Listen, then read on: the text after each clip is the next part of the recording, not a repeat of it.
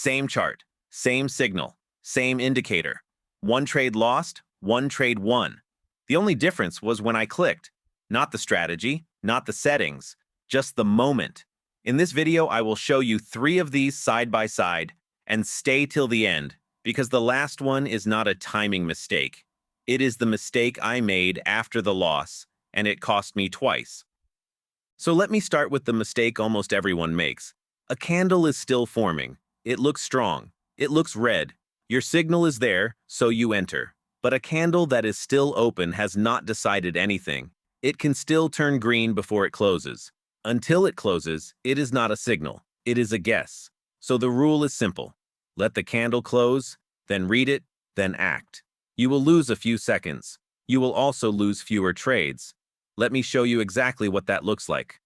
One thing before we start. This is educational content, not financial advice. Trading carries the risk of losing your money, and everything you see here can also go against you.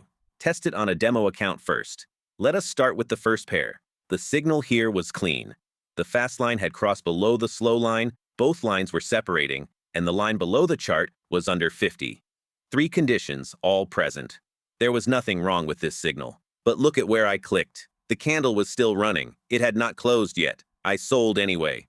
27 seconds later, I corrected myself. The candle closed, the setup was still valid, and I took the same sell again. Now compare the 2 entry levels. The second one is higher than the first. So in this case, waiting did not cost me anything. It actually gave me a better price to sell from. Now the results. The first trade expired, price had come back to exactly where I entered, and that trade closed as a loss. The second trade expired lower, and it paid. Same chart, same signal, same direction. 27 seconds apart. That was the only difference. And notice one more thing before we move on. My first trade was still running when I opened the second one. That is a mistake on its own, and I will come back to it at the end of this video. So here is the lesson from this one. The signal tells you what to do. The candle close tells you when to do it. This loss was not a bad signal. It was an early click. And I am not saying waiting always gives you a better price. Sometimes it gives you a worse one.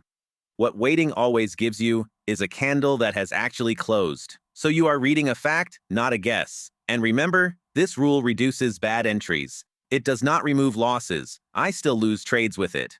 Second pair, different indicator, same mistake. Here the rule is simple. When the line is below the candles and a strong bullish candle forms, you buy. Look at my first entry. Where was the strong bullish candle? There was none. A red candle was still running, price was still falling, and I told myself it looked like it would close green. That is not a setup. That is a hope. And here is why it fails on this indicator in particular. That line you are watching keeps moving while the candle is open. Every new low pulls it lower. So the picture you are entering on is not the final picture. Watch what happened. The candle closed red. The trade expired below my entry. Loss. Now the correct entry, about 96 seconds later. The low is in, a strong bullish candle has actually closed, and the line has stopped moving. Same rule, same chart. Only now the setup is complete. That one paid. So how do you skip the bad one? Ask yourself a single question before you click. Has it already happened, or am I hoping it will? If it has not happened yet, you have no setup. You have a guess. Third pair, new indicator. And this time my mistake is a different one. Watch closely, because this one costs people more than early clicking does. The rule on this setup is a crossover above 70. Look at the panel below the chart. The lines cross, the fast line pushes above 70, the slow line starts falling away. That is the signal, and it is a real one. And I did wait for the candle to close. That part I got right. The moment that candle finished, I bought. So what went wrong? I traded the signal, but I never checked whether the market agreed with it. Think about what a crossover actually tells you. It tells you the balance has just shifted. It does not tell you that buyers will keep pushing. For that, you need one more thing. You need the next candle to close bullish. That candle is the market putting its money behind the signal. Now watch what I do next, because this is the part I want you to copy. I did not sit and wait to see if my trade won or lost. I kept reading the chart. And one candle later, that candle closed bullish. There it was. The confirmation I should have waited for in the first place, so I took the correct entry right there, while my first trade was still running. Look at that second entry price, honestly. Because it is not flattering. It is higher than my first one. On a buy, higher means worse. Waiting did not get me a discount here. It cost me. Then the results come in, one after the other. The first trade expires. Price had pulled back below my entry. Loss. And a few seconds later, the second one expires. 1. The price was worse. The information was better. I was no longer buying because a line crossed. I was buying because a candle had already proved buyers were there. And yes, at one point I had 2 trades open at the same time. That is a separate mistake, and I come back to it at the end of this video. So here is the rule from this pair. A signal tells you something has changed. A confirmation candle tells you the market acted on it. Trade the second one. Last one. And this is the one I told you about at the very start. This is not a timing mistake. My timing here was fine. This is the mistake I made after the loss, and it is the most expensive habit in this whole video.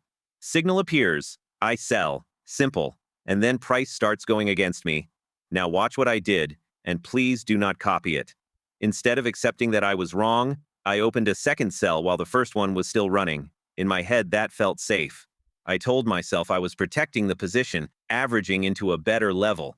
And here is the part I want you to look at closely. That second entry actually was a better level. On a sell, higher is better, and it was higher. So I got exactly what I wanted. It made no difference. The first trade expired. Loss. The second trade expired. Loss. 2 trades, 1 wrong read, double the damage. Because a second trade does not rescue the first one keeps running exactly as it was. All you have done is put the same wrong opinion on the table twice. You are not reducing risk. You are doubling it. And now the part that makes this simple. 2 minutes later, a fresh signal appeared on the same chart. I took 1 trade. It paid. That is the whole lesson. I did not need a rescue trade. I needed to wait for the next setup. And I will be honest with you about that winning trade. I did not do anything clever with it. I took it the same way I took the first one, the moment the signal appeared. The only difference was that it was a new signal, standing on its own, and not a repair job stacked on top of a losing position. 1 setup, 1 trade.